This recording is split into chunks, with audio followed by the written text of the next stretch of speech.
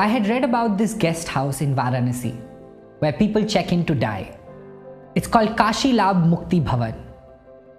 Hi everybody, my name is Deepak Ramola and I love people and have been asking them for a long time what is their life lesson.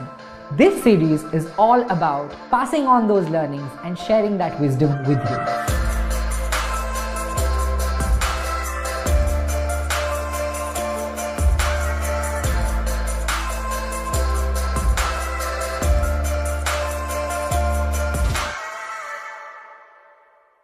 I had read about this guest house in Varanasi where people check in to die. It's called Kashi Labh Mukti Bhavan. Rooted in the belief system of many Hindus is that if you take your last breath in Kashi, you attain what is popularly known as fruit of Kashi or Kashi Labh, which is moksha or salvation. Now the interesting fact is that you're only allowed 2 weeks to stay in and die. So you have to be really sure. If you're still hanging around after 2 weeks, you got to check out. So I was really curious and fascinated to understand what would those people have learned who have not only accepted death as a reality, but are rather anticipating it with the timer on. So I went to Varanasi, spent a week in the guest house and interviewed people who had checked in. Phenomenal, their life lessons were really thought-provoking. So in the same environment, I met Mr. Bhairav Nath Shukla, who has been the manager of Mukti Bhavan for last 44 years. He has seen more than 12,000 deaths. So I asked him, what have you learned after seeing both life and death at such close quarters? He shared with me 12 life lessons, of which I wrote a blog post and it's read and shared by millions of people across the world and became highly popular. But there's one life lesson in that series which is Mr. Shukla's favorite and resonated deep with me, and the life lesson is resolve all conflicts before you go. He told me a backstory to it. There was a Sanskrit scholar of the times by the name of Ram Sagar Mishra. Mishra was one of the eldest of the 6 brothers and was closest to the youngest.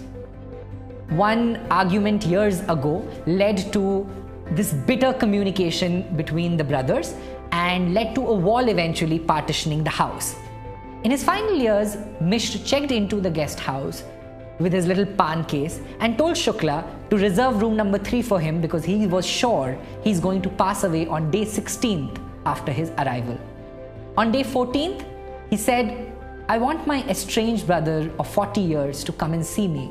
This bitterness heavies my heart. I want to resolve every conflict before I go. A letter was sent out.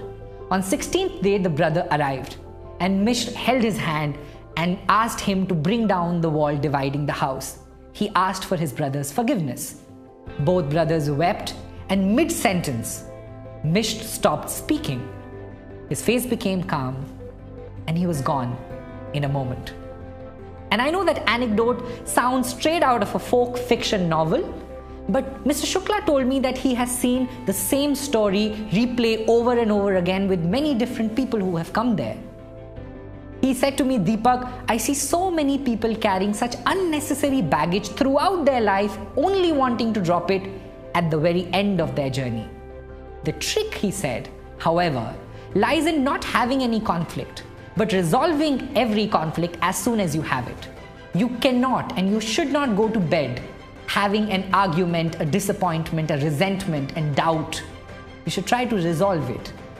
Because you see, the good news is you're alive. The bad news is, no one knows for how long. So resolve your conflicts today. I hope this makes and fuels your day.